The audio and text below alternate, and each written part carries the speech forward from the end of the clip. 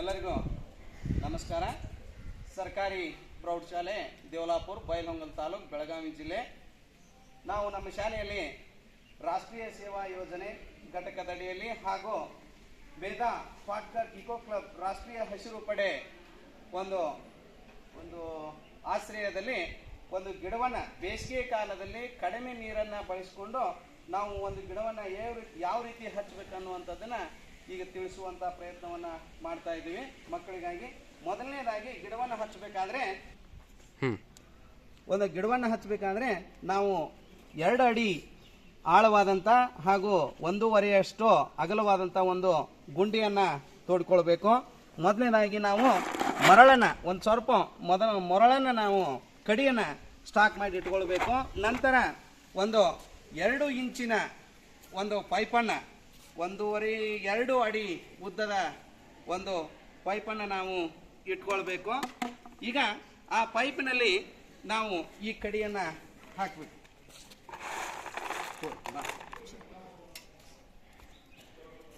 Mute ಮಾಡಬೇಕು.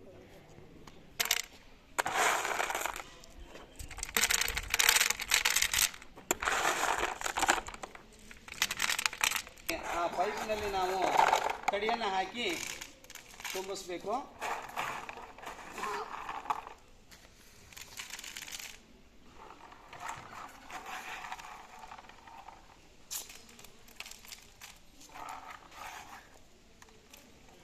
ಈಗ pipe ready ಆಯಿತು. ನಂತರ ನಾವು ಹಚ್ಚುವಂಥ ಮರವನ್ನು ಹೀಗೆ ಗುಂಡಿಯಲ್ಲಿ ಇಡಬೇಕು.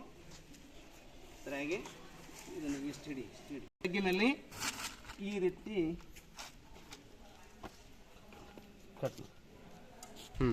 ಆ ಬೇರಿನ ಆಳಕ್ಕೆ ಈ ಕಡಿಯನ್ನು ಹಾಕಿದಂಥ ಪೈಪನ್ನು ನಾವು ಈ ತರನಾಗಿ ಇಡಬೇಕು. ನಂತರ ಮಣ್ಣು ಹಾಕಿ ಸೆಲ್ಫಿ ನೀನು ತಗೋ ಕೈಲೇ ಈ ಕಡೆ.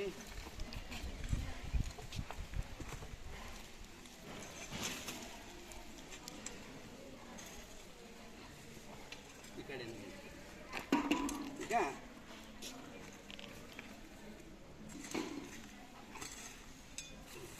ಸರಿಯಾಗಿ ಅದು ಮುಚ್ಚು.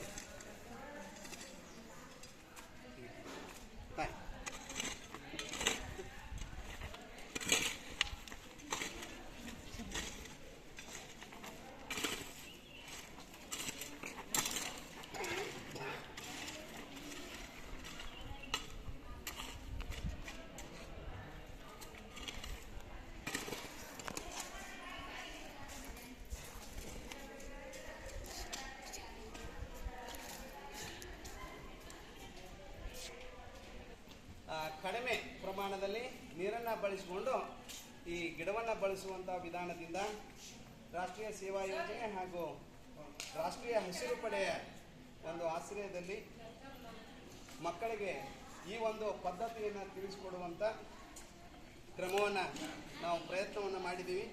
ಈಗ ನಾವು ನೀರನ್ನು ಆ ಪೈಪಿನ ಮುಖಾಂತರ ಈ ರೀತಿ ಹಾಕಿದರೆ ನಾವು ಹಚ್ಚಿದಂಥ ಬೇರಿಗೆ ನೇರವಾಗಿ ನೀರು ತಲುಪುವುದರಿಂದ ಆದಷ್ಟು ಬೇಗ ಆ ಗಿಡದ ಬೆಳವಣಿಗೆ ಆಗ್ತದೆ ಅಂತೇಳಿ ನಾವು ಈ ಮೂಲಕ ಎಲ್ಲರಿಗೂ ತಿಳಿಸ್ತಾ ಇದ್ದೀವಿ. ಧನ್ಯವಾದ.